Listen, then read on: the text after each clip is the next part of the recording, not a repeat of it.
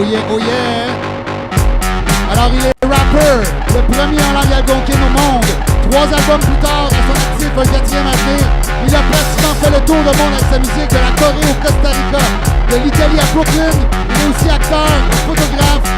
Alors, un petit mot pour Samian. Yes! What's up, Samian? Ça va? What's up? Finalement. Moi, je croyais, là, sérieux, quand Org il nous disait « Ben, Samian, c'est mon chum, c'est mon ami, là. » Je croyais pas, man, parce qu'à chaque fois, il dit « Invite les dons, amène les dons aussi. » Ben, je commençais à me demander quand est-ce qu'elle allait m'inviter. Aïe, ben. Non, mais moi, je voulais attendre que on soit rendu plus de bugs techniques. Non, you know, vrai, là, c'est tu sais, vrai. pas être gêné devant mon ami. Mais je me souviens la première fois que Org me parlait du projet, j'étais dans une chambre d'hôtel, je sais pas trop, à La Tuque, je pense. Votre première, en fait. OK. Votre première Avec émission. Waynock. OK. Avec Waynock, ouais. Et je voulais tellement voir cette entrevue-là. Puis il a attendu 1 heure. Et j'ai attendu 1 heure devant mon laptop dans ma chambre d'hôtel. J'ai dit, voyons, ça marche pas leur truc. Puis, il m'a dit le lendemain, j'ai attendu une bonne partie de la soirée, je suis revenu sur votre page. Et écoute, et finalement, j'ai jamais vu finalement.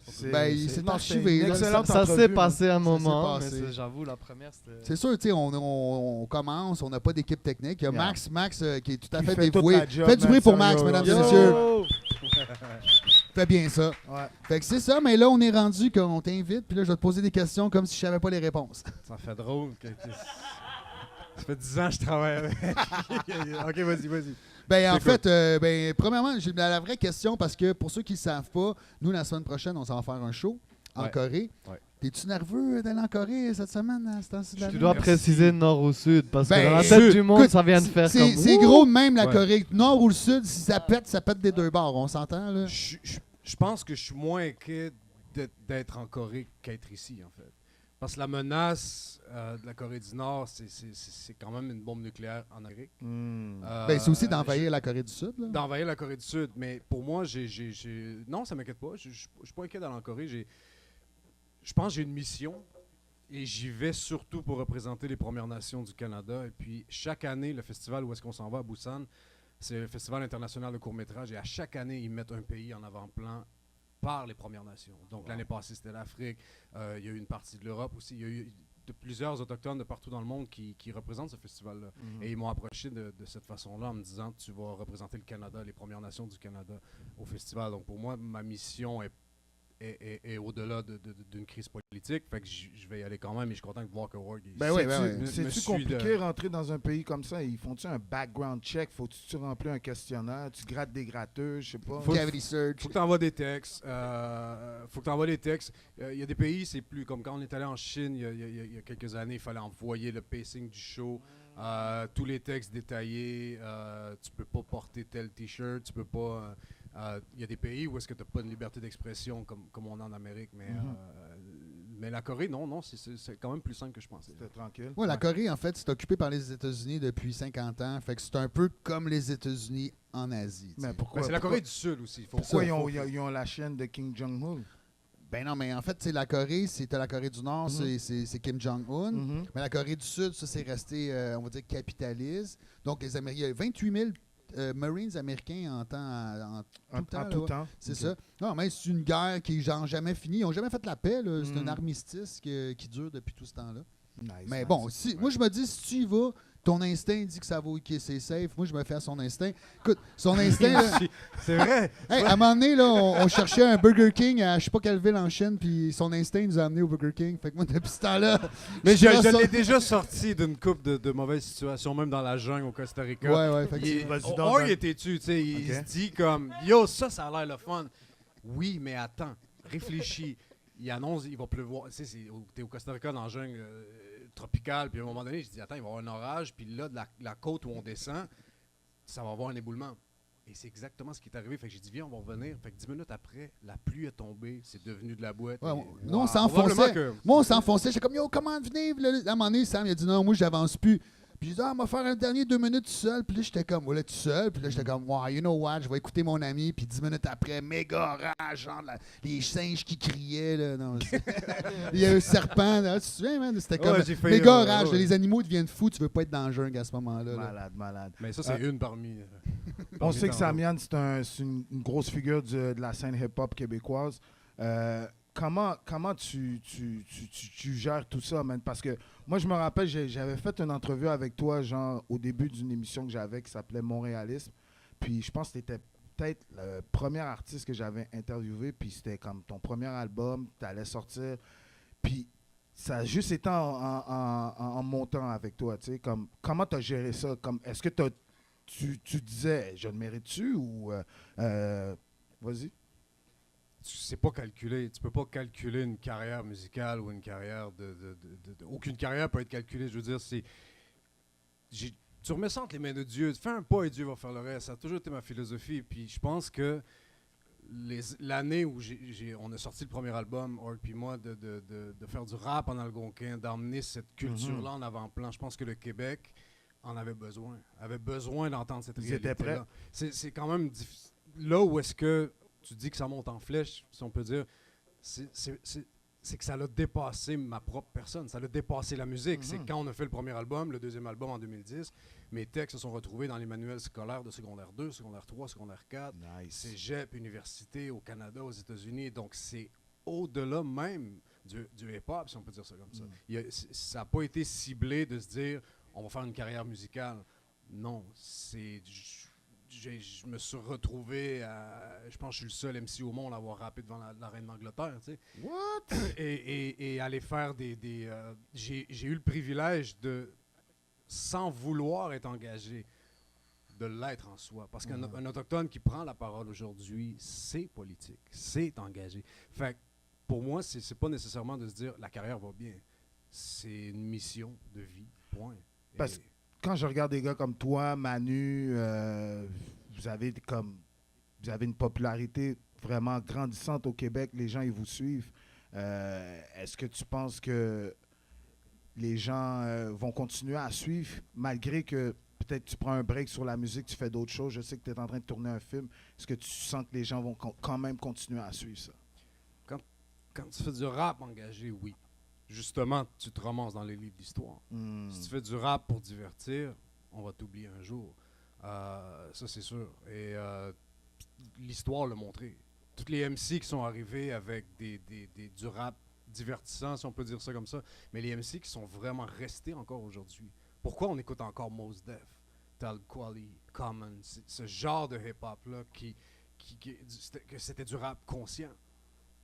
Puis à l'inverse, oui, il y a eu une vague de 50 Cent, il y a eu une vague de MC hyper populaires qui n'avaient aucun sens dans ce qu'ils avaient envie de dire. Et c'était des one-man hits, là, je veux dire, ça passait comme ça. Puis ces gens-là partent aussi vite qu'ils sont arrivés. Mais il y en a qui restent, j'ai l'impression, à travers le temps. Ben, en fait, moi, je pense que pour la perception de beaucoup de monde dans le hip-hop, parce que moi, en fait, je veux pas, je suis Sam depuis le début, fait que c'est sûr je suis sensible à ça. Le parcours hip-hop normal, là, comme on a déjà parlé aux émissions, le parcours du guerrier, là, de faire 10 ans de mixtape, puis de show brun, puis de choses qu'il y a 50 artistes avant toi. Puis bon, c'est vrai que Sam, il l'a comme skippé. C'est exactement ça. Puis le meilleur exemple, c'est, je sais pas si vous vous souvenez, Anodji organisait des spectacles qui s'appelaient Rassemblement, HHD. Ça, c'était le line-up d'un rêve. Tu avais tous les gros rappers du moment qui étaient là, SP, Impost, whatever. Puis je me souviens, moi j'avais le poster dans mon studio, puis le seul nom que tout le monde me disait c'est qui, c'était Samian. C'était le nom le moins connu à cette époque-là. Puis quelques mois plus tard, 4 mois plus tard, c'était rendu le contraire. Tu comprends? Il est passé du dernier nom en bas au premier, mais ça c'est dans les perceptions. Puis c'est parce que, ben effectivement, comme il a dit, Samian, c'était plus que juste du rap, là, c'était un phénomène social. Exactement. Tu es en train de tourner un film présentement. Tu peux-tu nous en parler un peu ou tu n'as pas le droit? Non, j'ai le droit. Mais c'est un beau projet. Non, ça a été dévoilé et tout. C'est François Girard qui fait... ça s'appelle Hochelaga, Terre des Armes. Donc, ça se passe au stade Percival Molson. Et il y a un sinkhole, en fait. Pendant un match de football, il y a un effondrement qui se fait pendant le match de football. Et à travers tout ça, moi, je joue le rôle d'un archéologue. Et on retrouve 750 ans d'histoire de la ville de Montréal.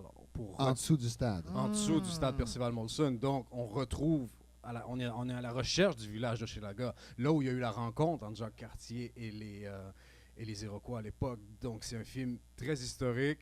Puis François Girard, je l'ai rencontré de cette façon-là. Il ne fait pas d'audition nécessairement pour ses films, Et on se souvient du Violon Rouge qui a eu un énorme Chef-d'œuvre, là. un chef-d'œuvre. Je veux dire que même encore aujourd'hui, il y a des projections. Il était une projection il y a quelques mois justement dans une salle de cinéma où est-ce qu'il y avait un orchestre qui faisait la musique live en même temps que le film était projeté. Donc c'est quelque chose, même si c'était fait en 98, ce film-là, je pense. Ça traverse le temps. Et Hochelaga, il m'a dit, écoute Violon Rouge, que j'avais pas vu, j'étais un peu gêné. Et après ça, il m'a dit, lis Hochelaga. Et tu vas voir, c'est le même concept. Et puis on est là-dessus depuis l'année passée. Et on tourne encore. Ça va sortir probablement soit à la fin de l'année ou au début 2018. Toi, tu sais, c'est quoi ton rôle là-dedans? J'ai le rôle principal, j'ai le premier rôle. C'est what?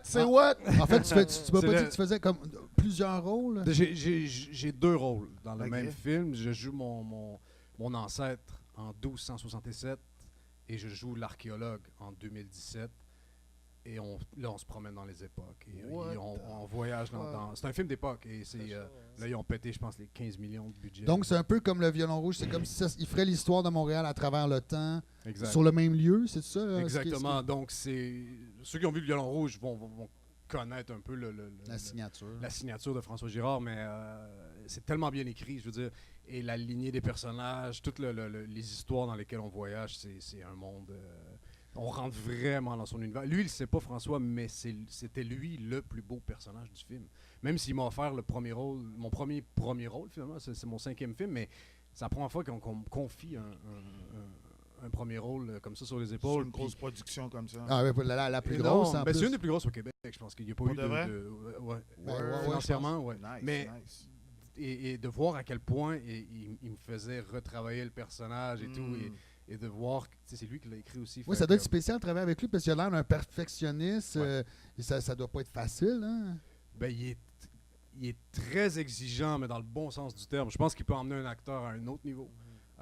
Puis pas juste les acteurs. Je pense que n'importe qui sur le plateau qui a travaillé sur ce film-là, qui travaille encore sur ce film-là, tout le monde est reconnaissant. Tout le monde s'en va vraiment. On suit François dans son aventure. Puis Ouais, est-ce qu'il donne beaucoup de consignes comme, tu sais, est-ce qu'il est très directif dans sa vision ou est-ce qu'il te laisse quand même de la liberté par rapport à... c'est un mélange des deux. Je pense qu'il va te faire essayer peut-être 7 ou 8 versions différentes du Wow. personnage. Il va dire, OK, Wow. essaye-le de cette façon-là. Essaye-le de cette façon-là. On a eu beaucoup de répétitions juste tout seul ensemble. Mais là, puis- on parle des journées, c'est quoi? On parle des journées de 12, 16 heures, 18 heures, c'est quoi? Il y a eu des journées de 18 heures. C'est pas comme Watatata, hein, mon Billy? Parce que les trois, on a déjà été C'est acteurs. vrai. Moi puis Billy, on a fait Watatata, puis Joe, il a joué dans Moi, le je jouais film La Peur. un film de guerre où j'étais aussi Ah. un premier rôle, pas le rôle principal, mais Ouais. un premier rôle.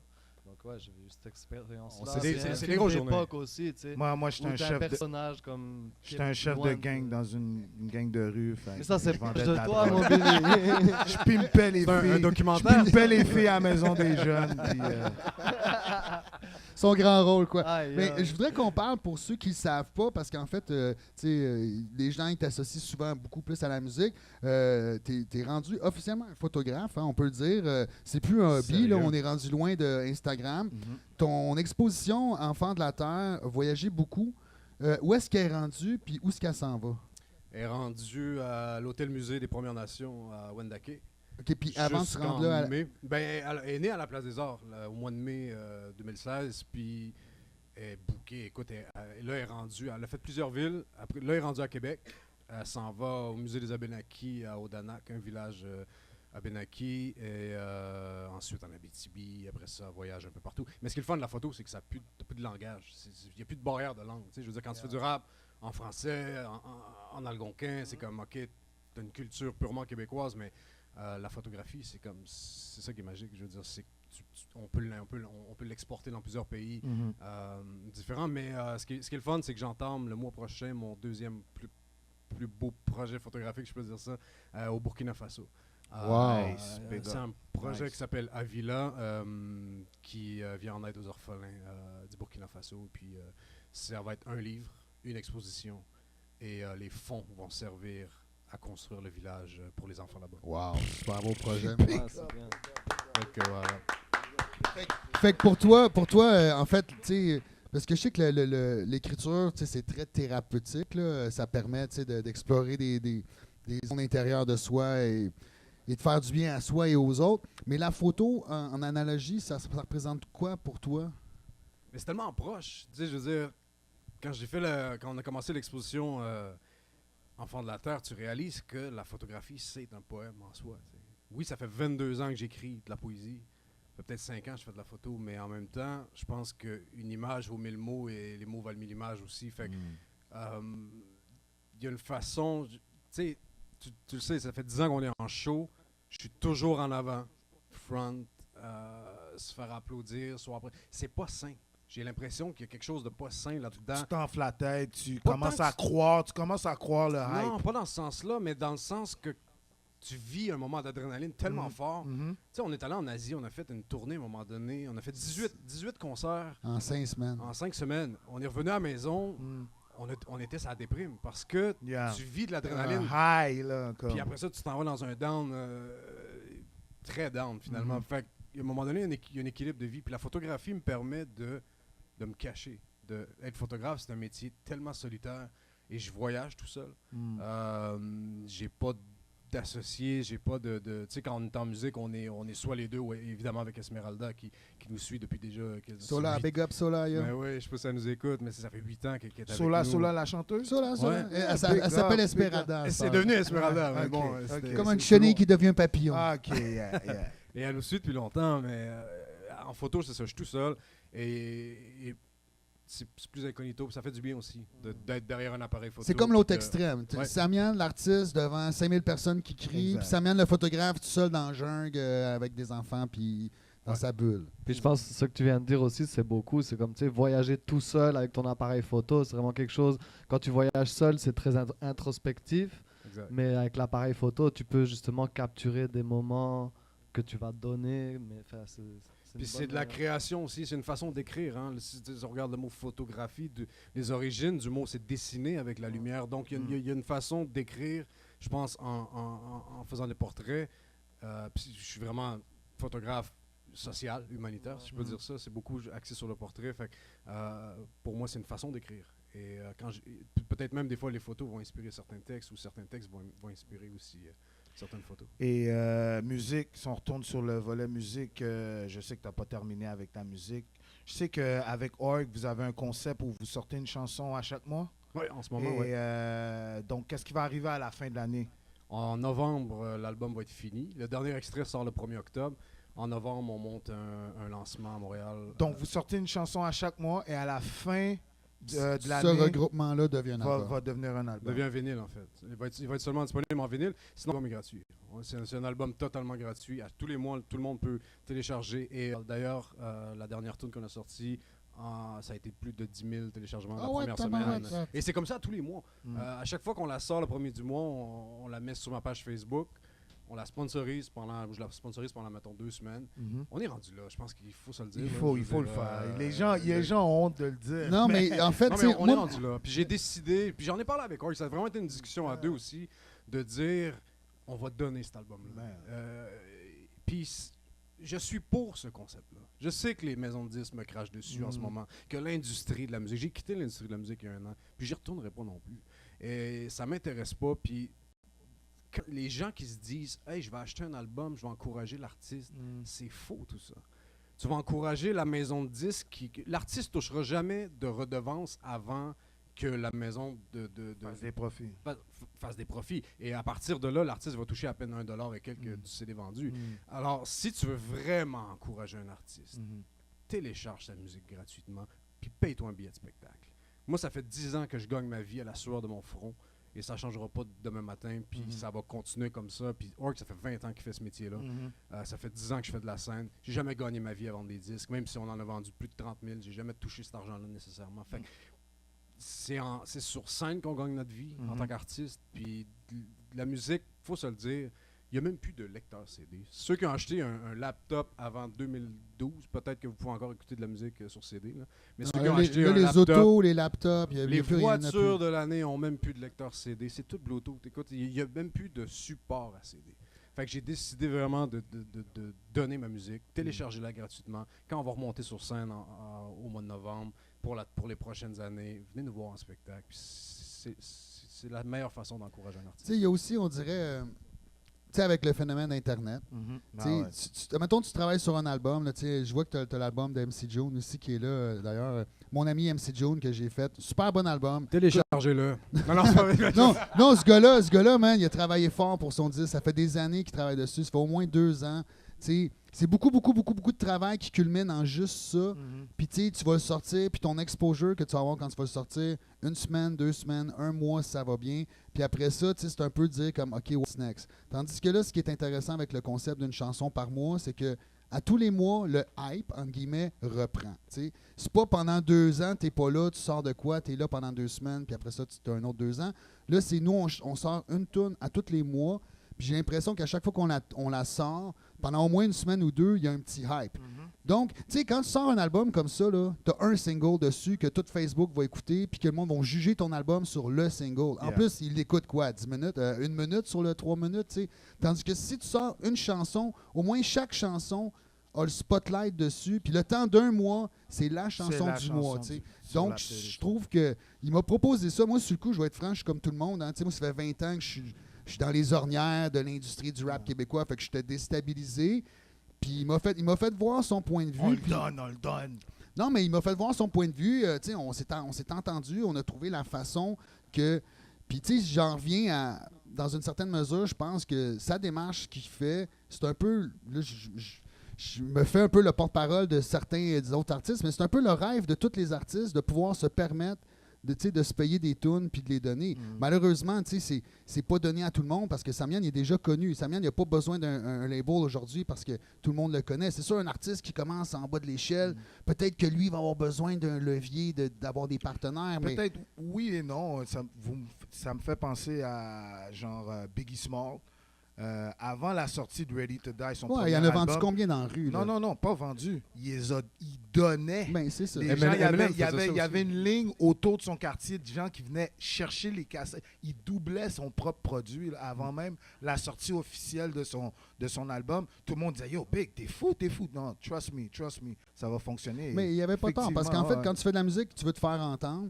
Puis, si tu es capable, comme Biggie, il avait les moyens de prendre le temps de faire des tapes et de les donner au monde, ben, sa stratégie a marché. Mais moi, ça m'est arrivé avec ce projet-là, puis j'ai trouvé ça fou l'espace d'un instant, parce qu'évidemment, non, mais c'est vrai, parce que quand t'es révolutionnaire, t'as des idées que personne n'attend, puis au début, tu t'énonces tes idées, puis le monde, ils comprennent pas. Puis j'ai compris, puis là, j'ai vu, je vois que ça fonctionne, puis je pense que c'est une belle méthode, puis peut-être que ça va être la méthode de l'avenir. Qui sait, comme il dit, depuis que les CD n'existent plus, c'est quoi la pertinence de faire un regroupement de chansons? Peut-être qu'on va revenir au single, peut-être qu'on s'en va là. Mais je me souviens, Face à soi-même, ça va faire 10 ans cet automne qui est sorti. Je me souviens à l'époque, Another Jay m'avait dit, tu rentres dans le rap, il dit oublie ça, si tu vends 1000 albums, tu vas avoir réussi. Et on en a vendu plus de 10 000 à la sortie. Puis, et aujourd'hui, vendre 10 000 albums, c'est énorme. Et là, on sort une tune à tous les mois, et la première semaine, il y a plus de 10 000 téléchargements par chanson. Fait que c'est énorme. C'est comme si on aura eu 10 000... Non, mais c'est là où tu vois l'impact de sortir un disque et de sortir justement une chanson à la fois. Aujourd'hui même, je pense pas mal de diffuseurs ou de gens qui organisent des trucs. Genre, si t'as pas le nom qui te précède, la réputation, c'est à ça qui se fie. C'est au nombre de plays sur ton SoundCloud ou au nombre de plays sur ton YouTube. Là. C'est rendu ça. Ils écoutent même pas spécialement ton son. Ils regardent, OK, 10 000 plays, 20 000 plays. Ils se disent, c'est bon, il a son bassin de gens, on peut le booker. Si en dessous, en fait, c'est ça. C'est comme rendu c'est là, comme de là. dire que les ventes d'albums, ça veut plus rien dire. C'est le nombre de plays que tu fais. Je suis en train de chercher les chiffres pour ça. Je crois que c'est comme... Je sais que 1500 plays, ça équivaut à une chanson écoutée. 15 000 écoutes égale à un album vendu. Ah ouais? C'est où tu as allé chercher ça? J'avais lu ça quelque part, j'ai pris ça en note, mais je ne le trouve pas présentement. Je trouve que don't quote me on this. Je sais que Samian, il y a une vidéo, son vidéo qui a le plus de vues, c'est quoi Gizagan? Il y a combien de centaines de milliers de vues? Là? Presque 1 million. Quasiment 1 million. Hein, c'est ça, on est proche du million. Nice. Ton plus gros single ever, hein, Gizagan. Ouais. OK, maintenant, on va aller dans un autre registre complètement différent. Mais moi, je veux savoir comment tu as hook up avec Karine Vanasse. Right? Moi, c'est ça que j'ai besoin de savoir. C'est rien que pour ça qu'il voulait qu'on t'invite. Non, je sais, on m'aurait crucifié si j'avais pas posé la question, but moi je veux non, pas pour dire je veux comprendre, but je pensais pas qu'elle était down avec le hip-hop, you know, comme... C'est pas une question de hip-hop, justement. C'est très loin du hip-hop. OK. Mais, non, Karine, c'est une amie, point. On a tourné ensemble. Ça a été... en fait, on se connaissait longtemps avant d'avoir tourné ensemble, c'est tout. Et puis, on a eu le privilège de tourner ensemble sur une série qui s'appelle Blue Moon. Et voilà, c'est juste que l'aventure a continué après la série. C'est tout. Nice. Mais c'est quoi? Est du genre, est-ce que est du genre à écouter du hip-hop? C'est quoi son genre, Nicki Minaj, Lil' Kim? Non, elle m'a fait découvrir autre chose que du hip-hop. Si t'aurais à... Si t'avais, excuse-moi. Merci. Si t'avais à... Non, mais j'aimerais ça qu'on me reprenne, moi. Talk is cheap, motherfucker! T'es obligé, toi. Dans tes dents. Nomme une rappeuse qui se ressemblait à Karine. C'est quoi cette Une question-là? rappeuse. Est-ce qu'elle ressemble à quoi? À une Lauryn Hill? Ce serait une Nicki Minaj? Ce serait une Lil' Kim? Tu vois pas, Jean? Pouvez-vous répéter la question? Oh my God. Si Karine serait une rappeuse, ce serait qui? Karine? Oh my C'est une God. actrice, pas une rappeuse. OK, non, mais si on ferait une analogie, là, genre. Ce serait plus Shadé. Shadé. Ouais. Nice. She's smooth. Smooth operator. Voilà. Nice. Org, t'as quelque chose d'autre? Voilà. Ouais, non, mais j'avais besoin de savoir. Non, mais je j'avais peux besoin comprendre de un peu savoir. parce que, tu sais, moi, souvent, tu sais, quand le monde a des questions pour toi, il les pose à moi, tu sais. Ouais, voilà. Puis moi, je me fais souvent, je posais, Karine Valence. Puis là, je suis comme, ben, tu sais, ça fait longtemps, là, ça commence à faire 2 ans, là, revenez-en, tu sais. Mais bon, Excellent. je peux comprendre que ça fait jaser parce que malheureusement, c'est que ça a été mis dans les médias all over. Là. J'imagine que vous n'avez pas choisi ça, là, vous, parce que j'ai vu ça, moi, à un moment donné. C'était tellement drôle parce qu'on n'était même pas au pays. Puis c'était. Ça faisait la une des journaux à potins. Puis c'était. Écoute, Comment ça a parti? J'ai aucune idée. On vu une photo Instagram. On a puis- mis. Je pense que j'avais mis une photo sur Instagram. Elle avait mis une photo sur Instagram. Puis et voilà, toutes les potins. Et ça, c'est quelque chose vraiment de nouveau pour toi. Comment tu l'as vécu, tu sais, d'être dans les journaux à Potins? Tu vois, ça doit être quelque chose comme Mais un c'est step, deux mondes. C'est 2 mondes. Je veux dire, ça, c'est. Moi, je suis pas une vedette, là, OK? Je veux dire, t'as le vedettariat au Québec, puis je veux dire, moi, il n'y a pas d'artifice, là, OK? Faut pas me comparer à ces vedettes. Moi, je suis un artiste. Là. Fait que c'est 2 choses qu'il faut pas mélanger. No doubt. I respect that. Donc, on termine l'entrevue. Merci d'être venu, man. Si, admettons, on veut rejoindre Samian, comment on fait pour te suivre? Facebook? Sur ma page Facebook, évidemment, je pense que c'est le meilleur moyen aujourd'hui, parce que je vous donnerai pas mon numéro en direct, mais sur ma page Facebook, les réseaux sociaux aujourd'hui, c'est ça qui est le fun, c'est que c'est accessible à tout le monde, puis on peut... Puis l'album au mois de novembre? Oui, évidemment, tous les mois, comme le 1er mai, nous, on va arriver... 1er mai, là, Mhm. check bien la toune. OK. Check bien la toune. Pourquoi? Ben, parce qu'elle est spéciale. Là, Elle est assez spéciale, ça va. Ouais, Elle est spéciale. vraiment spéciale. On s'en va ailleurs, mais le dernier extrait du Messager va sortir le 1er octobre. Mhm. Et en novembre, on monte sur scène pour défendre cet album-là. Et puis voilà, on est en train de préparer les prochains concerts pour le Messager. Puis, voilà. Excellent, man. Mesdames et messieurs, Samian, Samian. faites un Samian, maximum de mesdames et bruit. messieurs. Ouh, Merci, de merci m'inviter. bro, man. On se voit samedi. On s'en va en Corée. On se rejoint à l'aéroport.